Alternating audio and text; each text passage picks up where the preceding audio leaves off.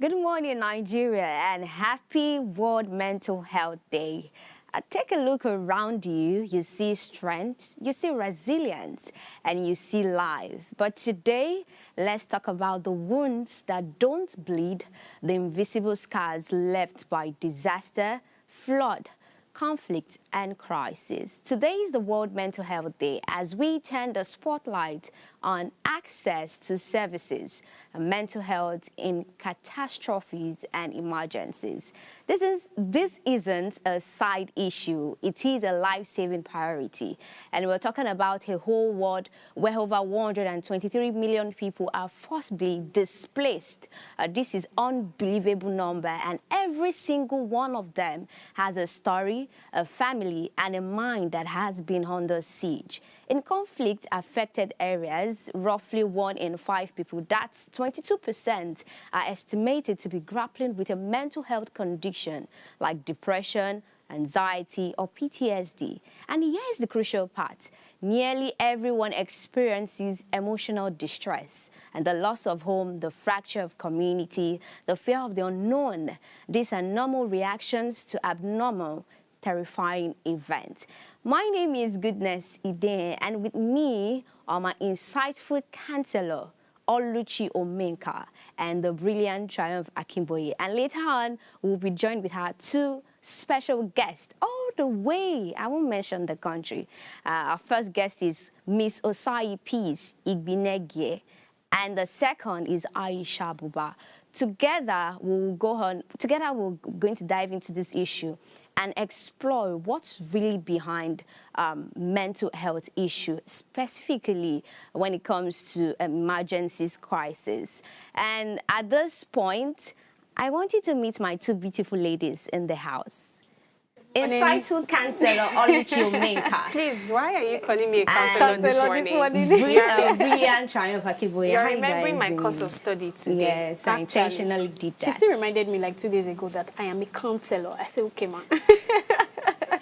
I'm going to practice. I know I'm going to practice. I have to, that 6 years I spent in school has to show forth. But I'm practicing on the table, so if you need therapy, just come to me free of charge. Are you sure it's free of charge? So You don't look like on somebody the table, it is that free of charge. But if you come on a personal basis, we're going to charge you. Let's do per two things session. quickly, just within one few seconds. Let me Okay, just what- put that. what I would want it both of you to look at each other and tell me one particular thing that you can, one word you can use to define Triumph, and same as Oliver. All right. I would say cute. Triumph Cute. is cute. She's looking Anytime really I think beautiful. about Triumph, I think of someone that is cute. Cute. Yeah. Okay. All She's right. also looking very beautiful. She makes I'm like she talking looks, about strength. Now I'm not talking Okay, about beauty. Okay, not Yes. beauty. Okay, let me say something, about Oluchi. I think one of her strengths is Quickly. that she's able to do so much. Okay. Just one person doing so much. I don't know if she believes that, but she's able to do so much and Oluchi. maintain strength while at it. Okay. What about Oluchi? I think she has a very calm demeanor. I have not seen her raise her voice at anyone. I feel like she's someone that can handle pressure well. So Triumph gives me that vibe of no matter what is happening, let the world be burning. So what about me? I will maintain one word composture. from each of you. No strict grief for mama. anybody. Strict No grief for mama. anybody. That really goes. Let's go on a short break to reflect on a significant event in history. When we come back, we will look through the papers from today. Stay tuned.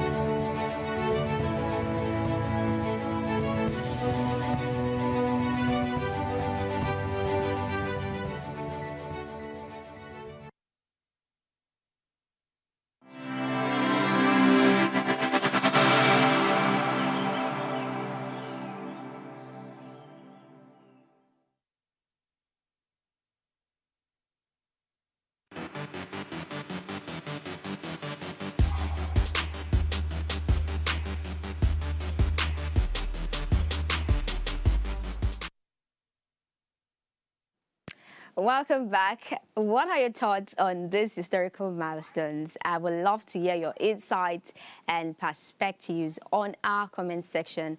And remember, our phone lines are open. Please call us on 0702 500 7749 or 0701 4242 420. If you're yet to subscribe to our YouTube channel at Official Upgrade TV, click the subscribe button now, like and share the link, and tune in to channel 145 on your Go TV, and don't miss this.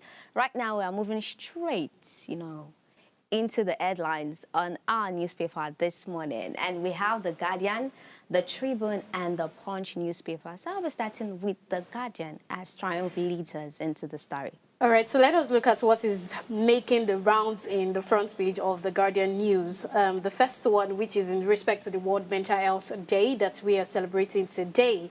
85% unreached as Nigeria buckles under massive care gap. So this is telling us that despite the fact that, we have millions of Nigerians, and there are just about 9 psychiatric hospitals that could actually take care of these people.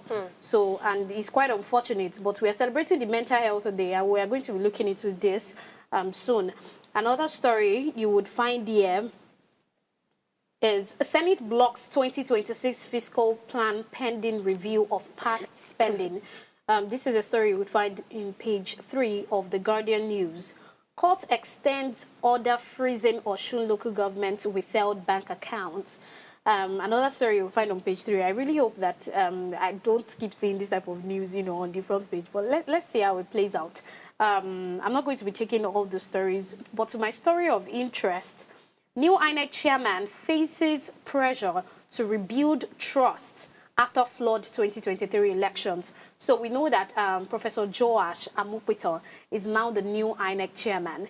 Of course, this is something that, a good one that is happening to us in Nigeria. We have a new INEC chairman, but it brings the question of trust. It brings the question or the thought of pressure, because obviously this new INEC chairman now is under a lot of pressure. I mean, the Anambra governorship election is coming in 2020, this same 2025 that we are in. We have 2027 election coming. We have quite a number of elections that are going to be happening in 2026. And then it brings us to actually think about the fact that, do we really think that this particular, the new INEC chairman, is he ready for what is about to come? Is he ready for what is about to happen? And beyond that, another thing to think about is that would he be able to restore the, the trust that has been lost, from the, from the youth, from everyone. People have different things to say. When we talk about INEC, people have different things to say, from the 2023 elections down to what we are having presently. So would he be able to restore that? Fingers crossed, because I can't really wait to see what will happen, between now and 2027. Right. Just to add that, because that's the same story I wanted to take in the Tribune newspaper. The reason why Tinubu decided to pick him as a result of that, he is, first of all, he's a professor of law from Kogi State and North Central Nigeria, and is the first person from the state to be nominated for the top electoral job. And one of his reasons, or there are so many reasons why he specifically chose this man, is because over the time he says he likes and his stance is apolitical, and he has integrity and impeccable record of service. And mind you, it will be our 15th INEC chairman in history of Nigeria. So let's quickly look at what Oluchi had to say and look into our papers. Yeah, so before I move on to what I have to say, talking about this recent development in INEC, I feel like there's a lot of questions that we're going to ask. And the only thing we're demanding from him is nothing difficult. Like I've always said, it's not difficult to impress Nigerians. We are not asking for anything massive. We just want credibility. We want fairness. We want to ensure that our votes are actually counting. And everyone has been talking about 2027. So this is one opportunity to actually show us or prove to us why you were considered the best fit for that position. And I'm hopeful. I'm going to always take a hopeful stance and believe that things turns out well. My story of interest today is sadly not on the major headlines on Punch newspaper. It's a follow-up of the conversation we've had over time, the Arise journalist who passed on. So the recent updates to that is that the Federal Capital Territory Police Command has arrested 12 suspected armed robbers in connection with violent robbery that led to the death of a Rice TV journalist, Somtochukwu Christella Maduago, and a security guard, Barnabas Danlami, at the unique apartment in Gishiri Village, Kantakpe District, Abuja. The reason why I am highlighting this story, even though it's a tragic news that we expect to be swept under the carpet immediately, because people don't like stretching tragic news, this one needed to get to the bottom. Like, we needed to get to the bottom of this particular story because of how it played out. And thankfully, we've had, the police officers and the people in charge of justice taking speedy actions to actually bring these people to book. So I think I even saw on a blog recently, it highlighted the names of these people, the 12 suspected armed robbers, and even their ages. Do you know what shocked me in all of these highlights? Is the age group of these people perpetrating this crime. I saw people age 21, age 22. I think the highest was about 30. And what does that say? Young people, youth, are the ones at the forefront of perpetrating this evil. So it shows that when a country actually fails its people, the first persons or the first demography of people at the heat of whatever is happening are the young persons. A young person lost her life. The bodyguard as well, or the gatesman was also a young person. Due to what? Young people not having direction, focus, and vision for their life. Probably they could also hold on to the fact that the nation failed them, and that's why they're doing this. Of course, we're expecting more investigation to be carried out because some other persons were like, this investigation happened so quickly. There were pictures of police officers holding the ammunitions with their hands, and they're like, this doesn't look very professional. Are we sure that they did not just gather some people? I said a number of things in the comments, but I think this is still progress. We wanted to know what is going to happen at the end of the day. And of course, our condolences still goes to the Maduagu family. And that's all I have to say condolences to her too, because one thing I would just impute is concerning the youth, right? There are really no excuse for carrying out such inimical acts against someone, because if you're saying the country failed you, why don't you make a way for yourself in the country? There are a lot of young people. I mean, we serve on this table. We're young people, and we've chosen to, follow the right track. So follow the right track. I think our producer just even sent me the specific age brackets of these people aged 22, 27, 21. 21 ought to be in 200 level in a school if he entered at 18. This is sad, and this leads us to ask a lot of questions, but that's what it is. So, all right, this is what we can take so far on our newspaper this morning. We'll go on a short break right now, and when we return, we get into our art topic for this morning. Stay tuned.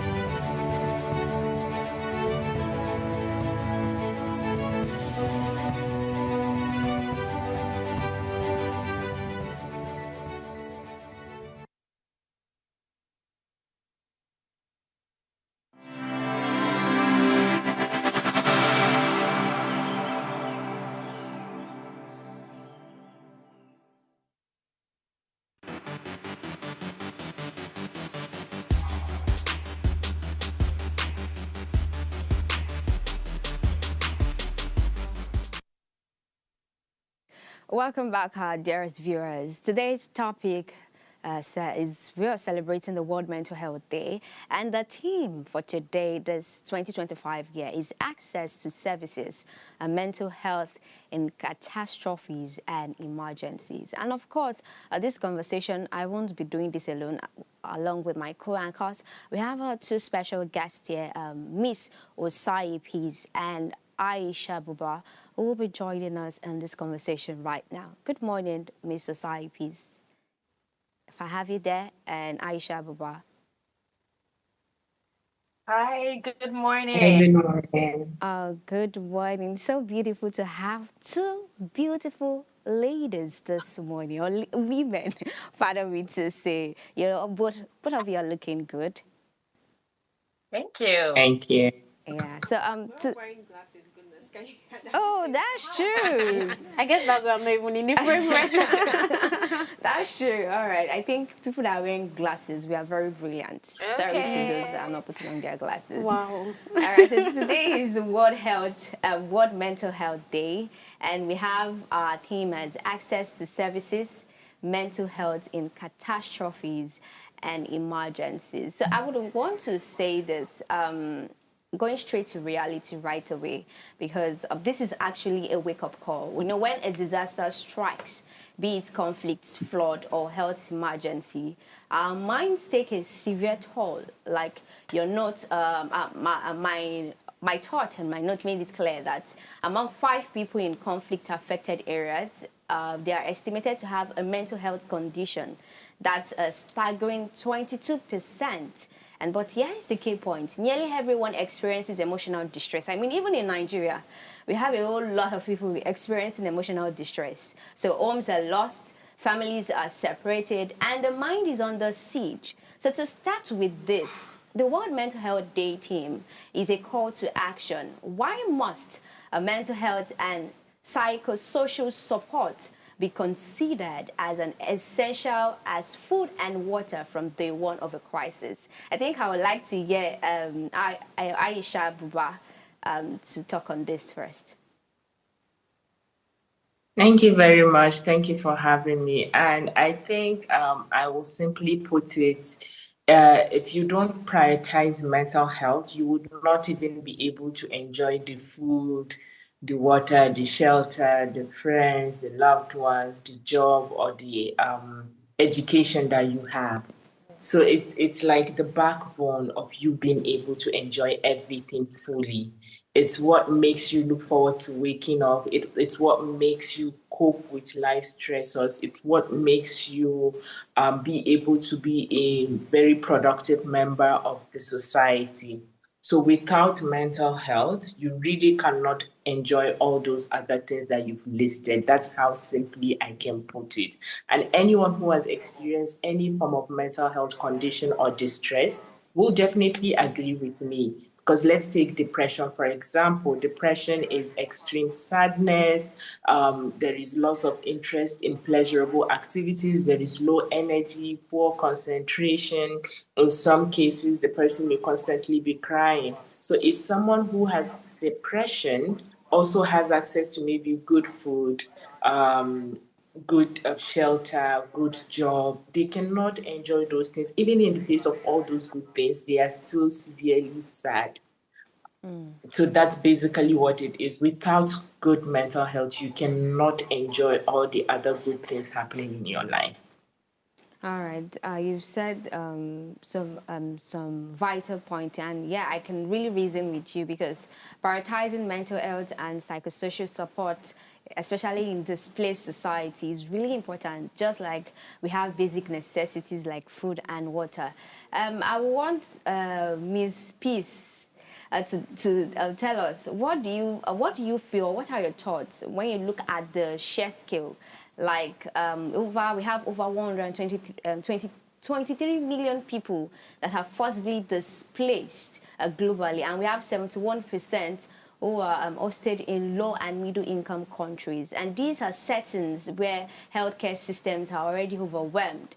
How do we ensure continuity of care for people with pre-existing conditions? And how do we ensure really our support is truly inclusive? Thank you for the question. Thank you so much for having me. You see, the statistics are so unfortunate in that regard. And, we want to bring it home to Nigeria where we've had our own fair share of displacement through floods, insurgency, even communal clashes, even the economic crisis in the nation is displacing a lot of people. But as it stands, without all those factors, over 80%, or I just saw the updated stats in the newspaper review you guys did this morning, 85% of Nigerians with serious mental health needs never receive care. So the gap is already huge. And when you talk about crises like floods and insurgency and displacement in general, it widens the gap even more. And there are ways that we can make the support inclusive. And today I'm going to be talking about access to care in terms of two things: macro level access to care and micro level access to care. And we can start at the macro level and talk about integrating mental health care into the policies of the nation. Mental health care should not be an addendum. It should not be something that they think about after all is said and done. Aisha has put it so well today that if you don't have proper mental health, you will not be able to even enjoy all the other good things of life, right? So integrating mental health care into the nation's policies and into the primary healthcare system, through community health centers, local organizations, NGOs, humanitarian workers, religious groups, because Nigeria is such a religious nation that most of the healthcare is provided informally through the religious group system. So the onus is on the government to try and integrate them into the level of care, right? And then there should be like training of both formal and informal professionals, from teachers to nurses, corporate leaders, even mid-level managers should understand the basic tenets of mental health. Like the average Nigerian by now should be able to know that depression is not just sadness. The average Nigerian by now should be able to understand what the difference is between a mental health crisis and I'm just having a bad day, right? So at this point, people with pre-existing conditions suffer more because of the wide gap in access to care. And Nigeria, as a nation of over 200 million people, we're still talking about 350, 400 mental health statistics. I want to hope that, the numbers are actually more than that. But, from the last research I did, that's around the number of mental health professionals we have in Nigeria. So the access to care gap is really wide, and it's something that needs to be addressed first at the macro level through the government, and then through individuals by empowering people through mental health education. Thank you so much, Peace. I'd like to also direct this question to you before speaking to Ms. Aisha. When Goodness asked firstly, about the first question to Ms. Aisha, she mentioned that food, shelter, and the basic things of life would only make sense if your mental health is, sorted. Yeah. But when we're talking about crisis situations and emergency, I'm somehow thinking that people are firstly looking out for survival, safety. I've watched really disturbing videos, not even in the Nigerian space now. This Gaza war story, I see children who are very malnourished, scrabbling for food. So people are just actually looking for, I want to be safe. I want to live through the next day.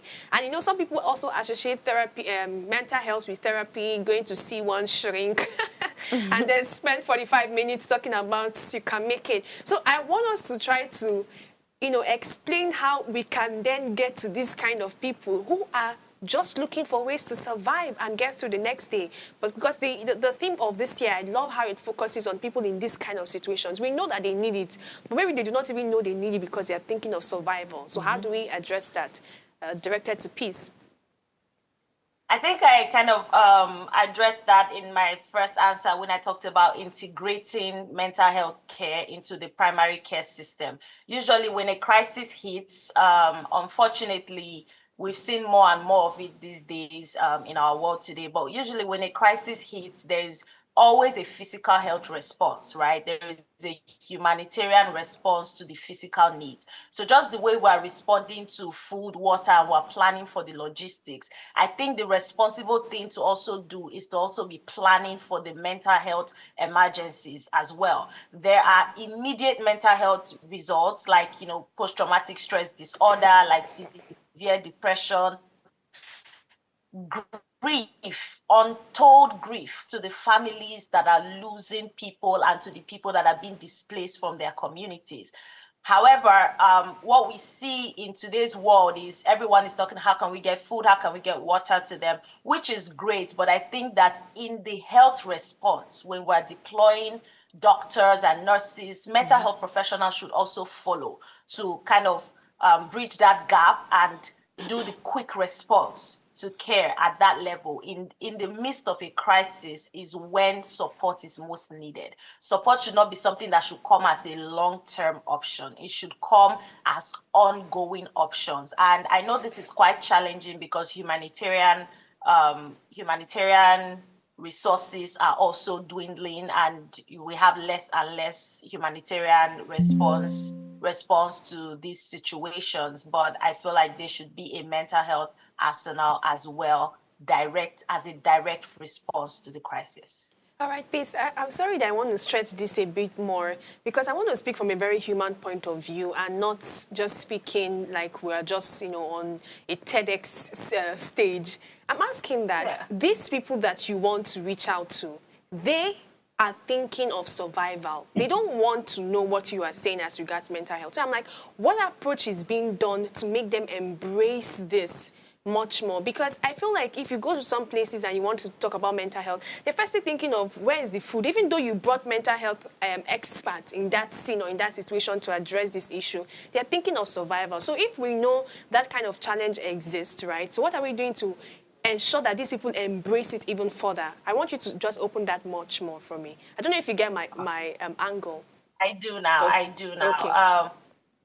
So the issue of mental health being associated with therapy that you addressed earlier, I think that's the angle I'm going to come at it from. There's so many aspects to mental health, and there are the social determinants of mental health. So you have mental health workers that could also do things like case management, where they are directly addressing both the social determinants and addressing things like task organization, task initiation, behavioral activation, helping you to improve motivation even in that moment where the crisis is so high. And sometimes the mental health response might just be to make sure that these persons or these people are able to get enough hope to look forward to another day, which is really, really underestimated in times of crisis, where it looks like there's so much chaos, everything is overwhelming. Of course, I'm not going to sit you down and say, oh, come and talk to me about your problems. Are you having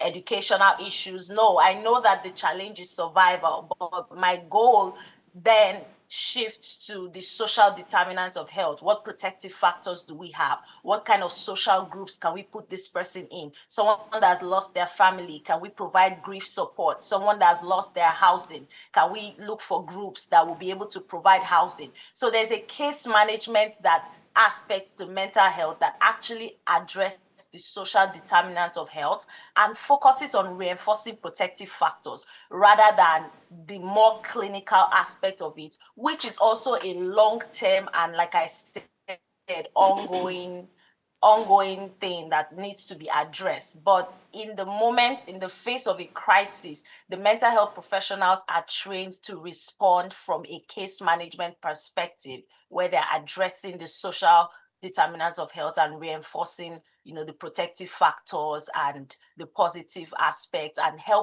basically helping the person get through to the next day.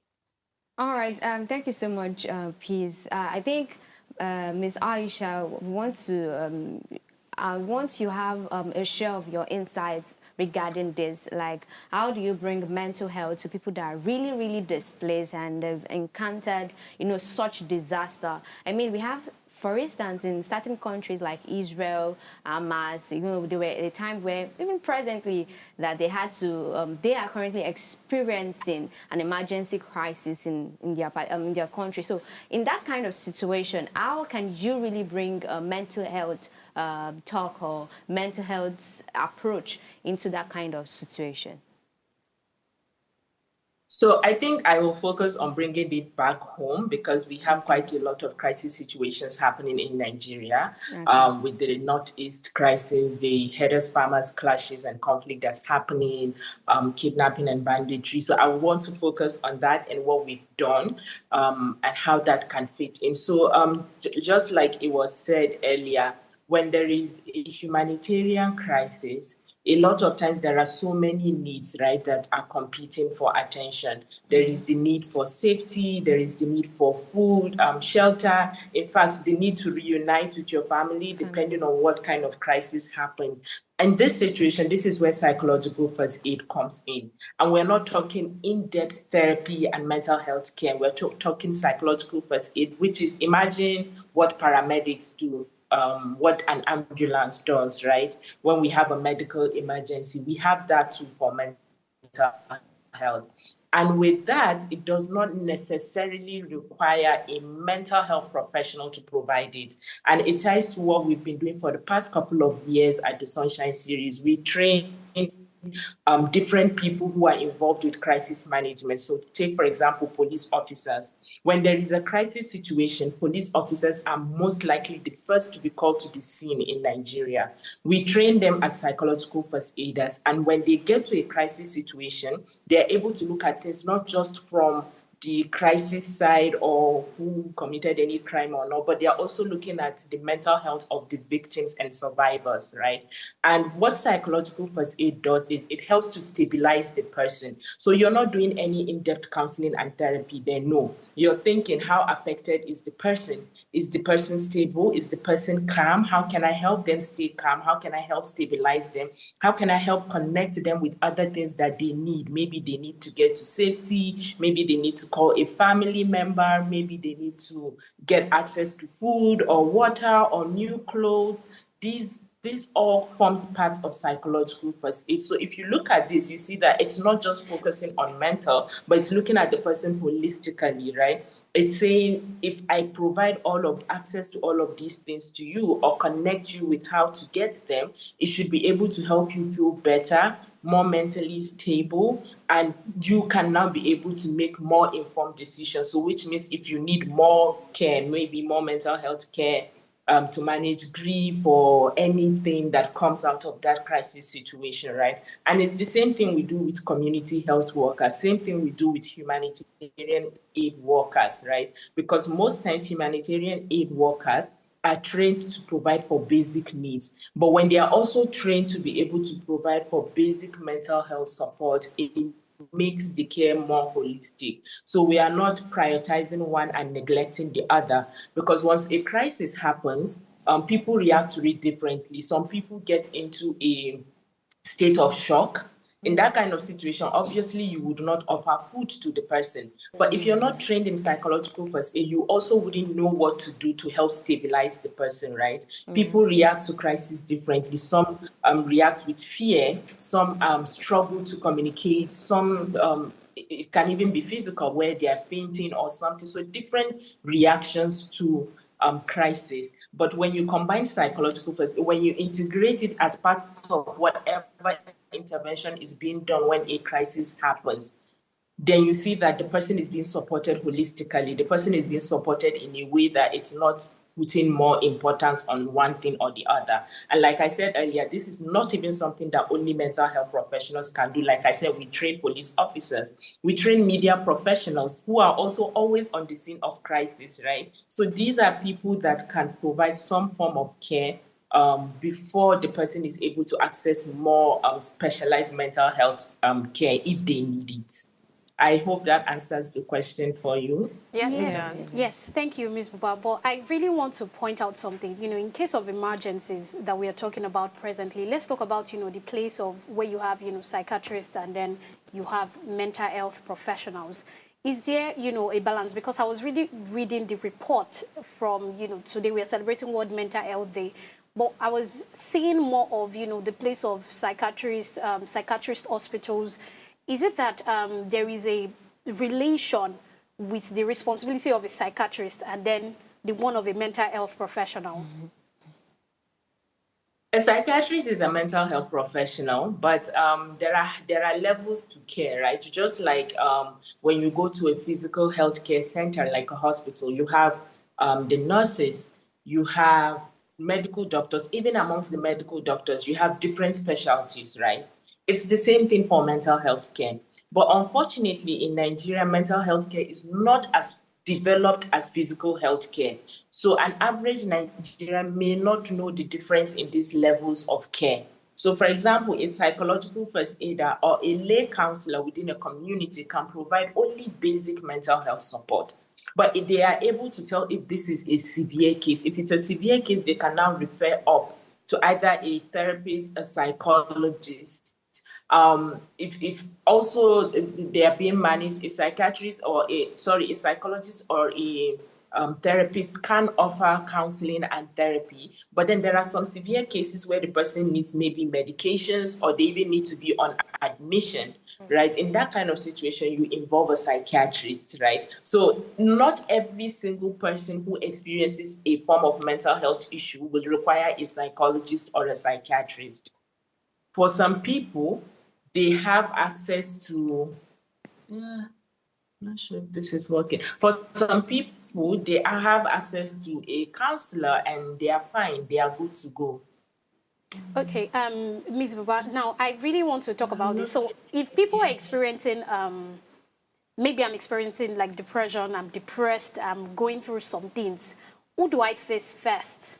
Because Ms. Pesosaye mentioned something. She said something like, we need to integrate mental health more into, community healthcare, just like we have like hospitals and all of that. So should I go to a psychiatrist hospital first to see a psychiatrist? Whichever one you do is right. If you go to a psychiatric hospital, there are high chances that they will refer you to the psychologist that works in that center, right? So the psychologist can screen you for depression, the psychiatrist can screen you for depression, right? It's in the treatment that you need that they will now specialize. So if you need only therapy, then you would work with a psychologist alone. But if you need medication, so your depression is clinically severe, that you're unable to function and you need medication to reduce your symptoms, the psychiatrist will work with you too. So a lot of times it can be both at the same time, but on different levels. So psychologists, they do therapy with you, which is talk therapy. Psychiatrists do a bit of that, but they work with you in terms of managing your medications and all of that. All right, thank you, Aisha. Please, I want to ask this question to you. From your bio, you're the lead psychologist in Sunshine series and even the executive and director. And I'm sure that you've had several cases of this mental health issue. So regarding the normal human reaction to disasters and emergencies like this, have you ever in a time or in a point really see these as a sign of weakness? Never, never. It's not. If you consider reactions, mental health responses as a sign of weakness, you're being unfair. You are assuming that it's all dependent on us. But there are so many factors that contribute to our mental health. It's the same way if someone had malaria, or you can even say they sat where mosquitoes are. But if someone, for example, say had cancer, would you blame them? You start thinking of treatment options, right? It's the same thing with mental health. Mental health is not a sign of weakness. It's not that you have failed to do something. Yes, we can try our best to protect our mental health, but it does not mean that there is something that can ensure till you die you would never experience a mental health issue. So no, it's not a sign of weakness. It's a very normal human reaction. It has nothing to do with you having failed or you being a weak person. And this even has nothing to do with gender per se. It can happen to both women and men. And it's not a sign of weakness. It's your body's natural response to crisis and trauma.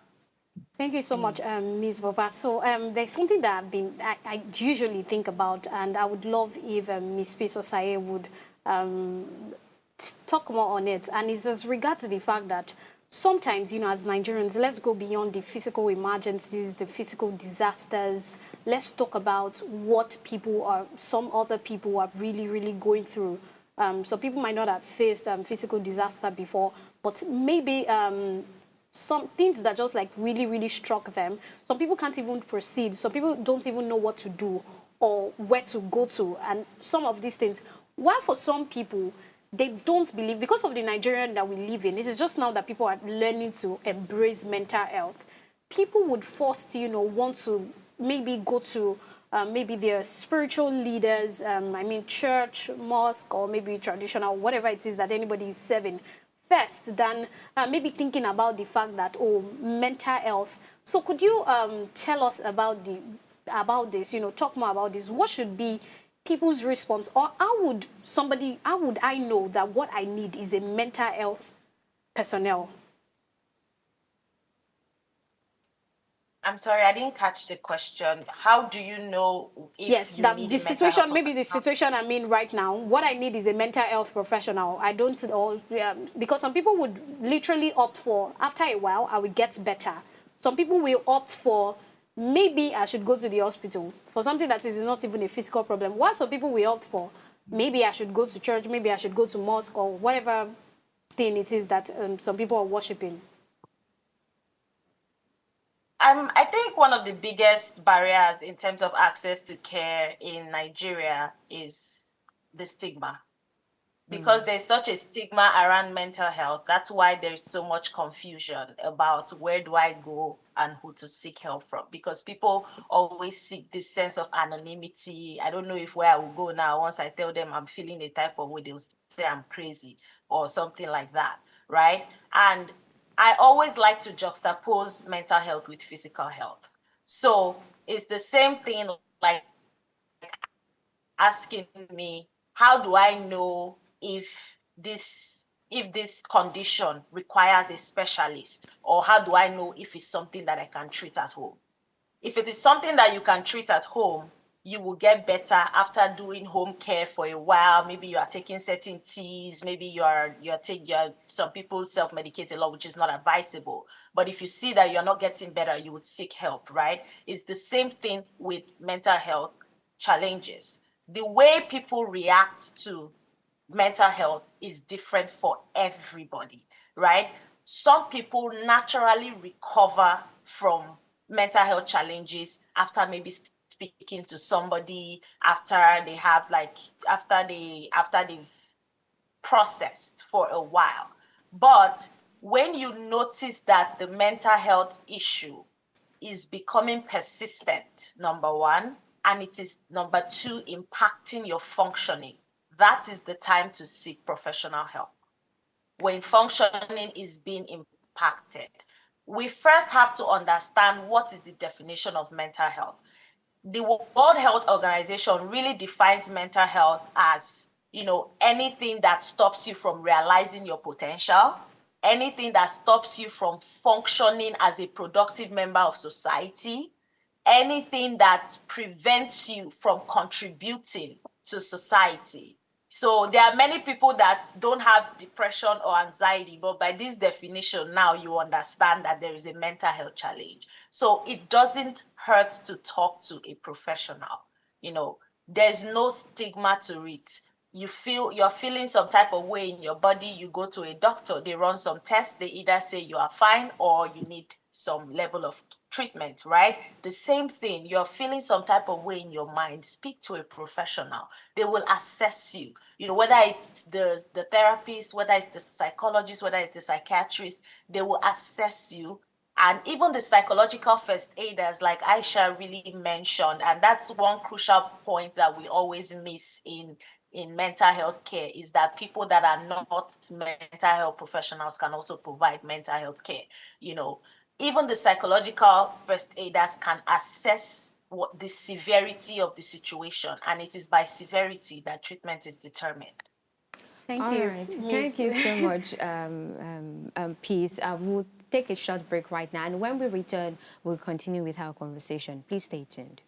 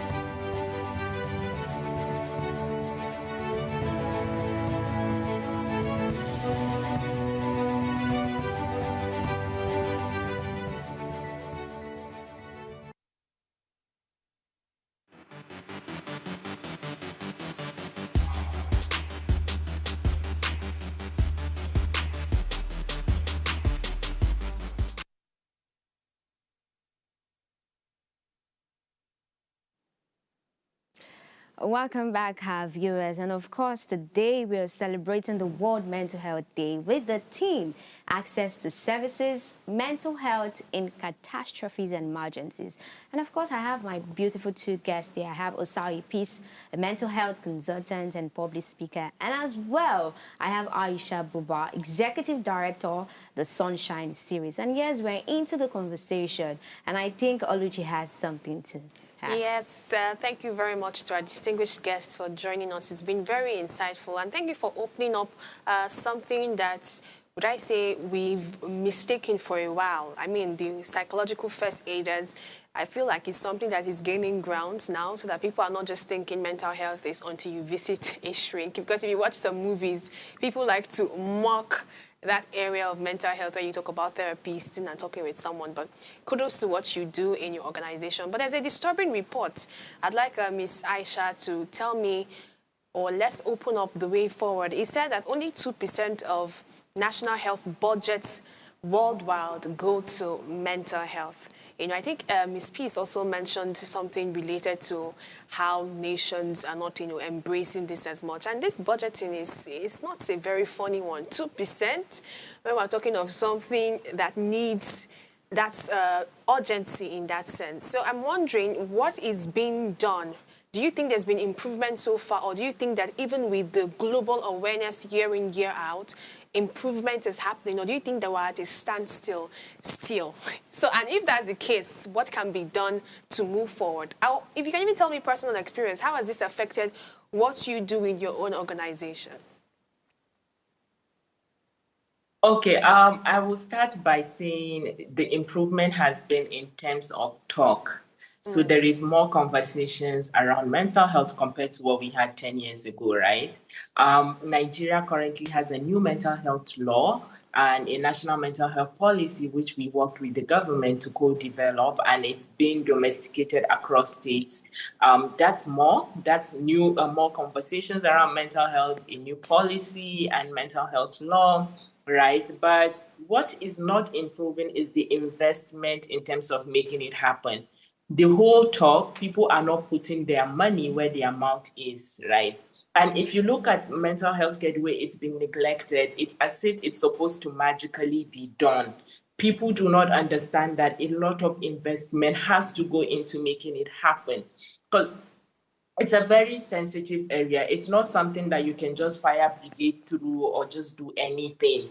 We need a lot of research in terms of mental health care in Africa as a continent, right? Because we are different people. But we don't have that. If you're looking for data on mental health in Africa, you will keep finding outdated data. It's almost the same thing you keep seeing.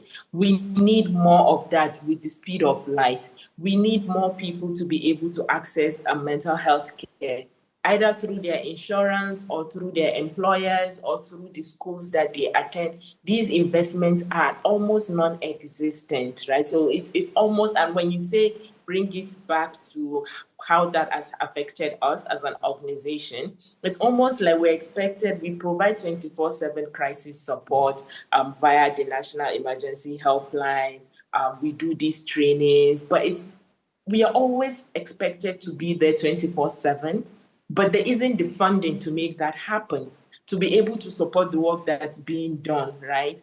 And with this year, I think this year started out with a lot of funding cuts because of US government's withdrawal in terms of the funding that they provide for some essential services. And we also got affected by that funding cut. It affected the funding we were supposed to start the year with, providing this very critical care to people who needed it, right? And so we are trying to say mental health needs more investment, but here we are in a year where funding is being cut.